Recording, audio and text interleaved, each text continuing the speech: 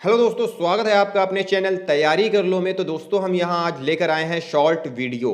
हिंदी साहित्य की गद्य विधा नाटक पर आधारित शॉर्ट वीडियो है जो कि परीक्षा की दृष्टि से हमने यहाँ बनाया है। तो इसमें नाटक के ऊपर थोड़ा सा डिटेल है, थोड़े से नाटककार हैं, उनकी नाटक रचनाएं हैं। तो दोस्तों पूरी वीडियो के साथ बने रहिए। और अगर अभी तक चैनल को सब्सक्राइब नहीं किया है तो दोस्तों सबसे पहले चैनल को सब्सक्राइब कर लें, बेल आइकन प्रेस कर लें और तैयारी कर लो के साथ तैयारी करते रहें। इसके अलावा चैनल के प्लेलिस्ट में जाएं, वहां पे बहुत सारे हिंदी साहित्य, हिंदी व्याकरण पर आधारित वीडियोस हैं। क्लास 9 से 12 तक की सीरीज भी वहां दी हुई है, तो प्लेलिस्ट में जाकर उन वीडियोस को भी एक एक करके देख लीजिए। नाटक, नाटक क्या होता है और नाटक के अंग, इस पर चर्चा करेंगे, तो वीडियो के साथ बने रहें। सबसे पहले देखते हैं नाटक। इंद्रिय ग्राह्यता के आधार पर साहित्य के दो भेद माने जाते हैं, दृश्य और श्रव्य। दृश्य काव्य को पुनः दो भेदों में विभक्त किया जाता है, रूपक तथा उपरूपक। रूपक की परिभाषा देते हुए कहा गया है, तदुपारोपात तु रूपम, वस्तु, नेता तथा रस के तारतम्य, वैभिन्न और वैविध्य के आधार पर रूपक के निम्न 10 भेद भारतीय आचार्यों ने स्वीकार किए हैं।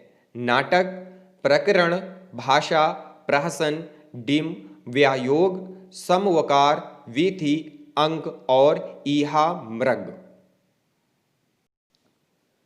परंतु प्रायः नाटक को ही रूपक की संज्ञा भी दी जाती है। नाटक अर्थात रूपक, रूपक को तीनों लोकों के भावों का अनुकरण मानते हुए नाट्य शास्त्र में भरत मुनि लिखते हैं, नारा भावोपसंपन्नम नानावस्थान्तरात्मकम लोकवृत्तानुकरम नाट्यमेतन्मया कृतम। नाटक में अभिनय, धनंजय ने अवस्था के अनुकरण को नाटक कहा और उसमें आंगिक, वाचिक, आहार्य और सात्विक 4 प्रकार के अभिनय की स्थिति मानी। विश्वनाथ ने कहा कि नाटक की कथा इतिहास प्रसिद्ध होनी चाहिए। कथा वस्तु, मुख आदि 5 संधियों, विलास, रिद्धि आदि गुणों तथा अनेक प्रकार के ऐश्वर्यों से पूर्ण हो, इसकी निबंधता गौ की पूंछ के अग्रभाग के समान होनी चाहिए, अर्थात बीज रूप में वर्णित कथा एक भ्रम में पुष्पित होकर फल को प्राप्त कराए। नायक दिव्य धीरो दात तथा उच्च कुल का हो, सुख दुख विषय वर्ण सामग्री विभिन्न रसों से सिक्त हो, श्रृंगार अथवा वीर रस में से कोई एक रस अंगी हो, इनमें 5 से 10 अंक हों। नाटक के अंग कौन कौन से हैं? भारतीय काव्यशास्त्र में वस्तु, नेता, रस को नाटक का आवश्यक अंग माना गया है, परंतु पाश्चात्य विद्वानों ने कथोपकथन, देश काल, उद्देश्य और शैली को भी पर्याप्त महत्व दिया है। अभिनेता तो नाटक का ही आवश्यक तत्व है। कथा वस्तु, वस्तु से तात्पर्य नाटक की कथा वस्तु से है। इस कथा वस्तु के अधिकारी की दृष्टि से 2 भेद किए जाते हैं, आधिकारिक कथा और प्रासंगिक कथा। प्रासंगिक कथा को भी पताका और प्रक्रयी 2 भेदों में विभाजित किया जाता है। अभिनय की दृष्टि से कथाएं 2 प्रकार की होती हैं, पहली दृश्य और दूसरी श्रव्य। जो साधन सूच्य वस्तु की सूचना देते हैं उन्हें अर्थोपक्षेपक कहा जाता है। ये 5 प्रकार के होते हैं, विस्कंभक, प्रवेशक, चूलिका, अंकास्य तथा अंकावतार। संवादों की दृष्टि से कथा के 3 भेद होते हैं, सर्व श्राव्य, अश्राव्य, स्वागत तथा आकाश भाषित, नियत श्राव्य। नियत श्राव्य के भी 2 भेद होते हैं, अपवारित तथा जनांतिक। लोकवृत्ति की दृष्टि से कथा वस्तु तीन प्रकार की होती है: प्रख्यात, उत्पाद्य और मिश्र। कथा वस्तु के विन्यास के तीन आधार स्वीकार किए गए हैं: कार्यावस्था, अर्थ, प्रकृति तथा संधि। कार्यावस्थाएं 5 होती हैं: प्रारंभ, पर्यंत, प्राप्त्याशा, निताप्ति और फलागम। पाश्चात्य विद्वानों ने भी नाटक की 5 अवस्थाएं ही स्वीकार की हैं: प्रारंभ, विकास, चरम सीमा, उतार और अंत। अर्थ प्रकृतियां भी 5 ही हैं: बीज, बिंदु, पताका, प्रकरी और कार्य। कथा वस्तु के अंगों को समन्वित करने वाली संधियां भी आचार्यों ने 5 ही स्वीकार की हैं। ये हैं मुख, प्रतिमुख, गर्भ, विमर्श, अवमर्श तथा निर्वहन। पात्र। पात्र नाटक का दूसरा प्रमुख तत्व है और फल का अधिकारी पात्र नेता कहलाता है। दशरूपकार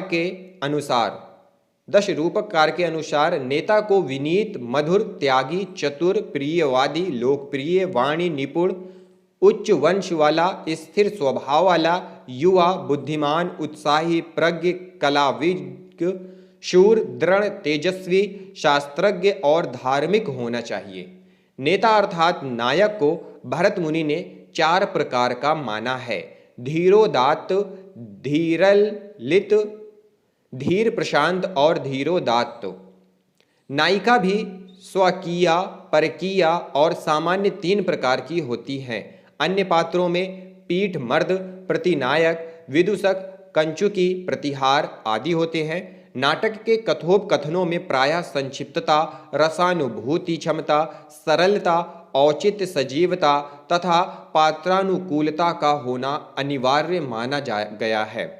रस दृष्टि से भरत मुनि ने नाटक में शांत रस को छोड़कर शेष सब रसों का प्रयोग तव्य माना और श्रृंगार तथा वीर में से किसी एक रस को अंगी और शेष को अंग रूप में प्रयोगतव्य माना है। नाटक का संकलन। पाश्चात्य विद्वानों ने नाटक में संकलन त्रय की स्थिति को भी अनिवार्य माना है। संकलन त्रय से तात्पर्य है काल संकलन, स्थल संकलन और कार्य संकलन। भारतीय आचार्यों ने नाटक में कुछ विशेष प्रसंगों को शास्त्रीय अनुमति देने से इनकार कर दिया है।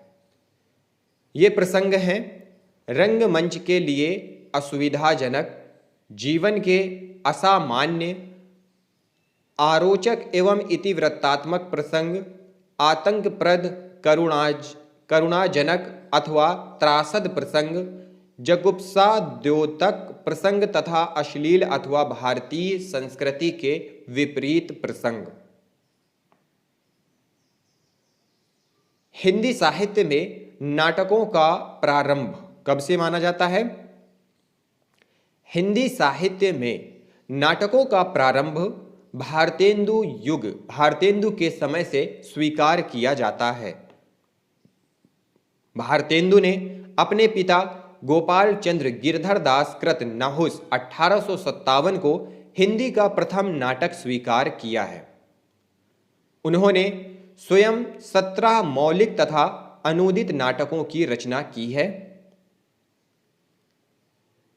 द्विवेदी युग में साहित्य अधिक प्रगति ना कर सका।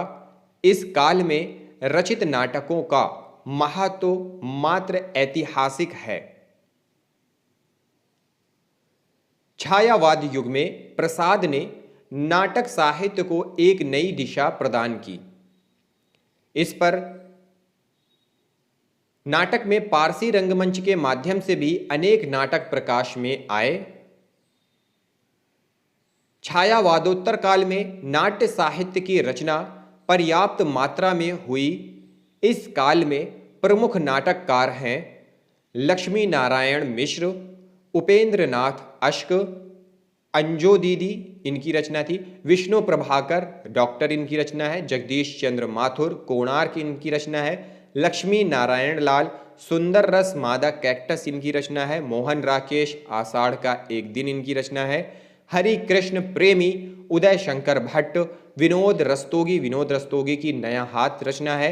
नरेश मेहता सुरेंद्र वर्मा ज्ञानदेव अग्निहोत्री की शुतुरमुर्ग मुद्रा राक्षस आदि रचनाकार हैं। तो ये था दोस्तों नाटक पर कुछ प्रमुख तथ्य थे नाटक के उद्भव से लेकर। दोस्तों इसकी अगली वीडियो में हम प्रमुख नाटक और उनके नाटककारों के बारे में वीडियो बनाकर लाएंगे। तो अगली वीडियो के साथ भी बने रहें। बेल आइकन प्रेस नहीं किया है तो कर लें। इस वीडियो को देखने के लिए आप सभी लोगों का बहुत बहुत धन्यवाद।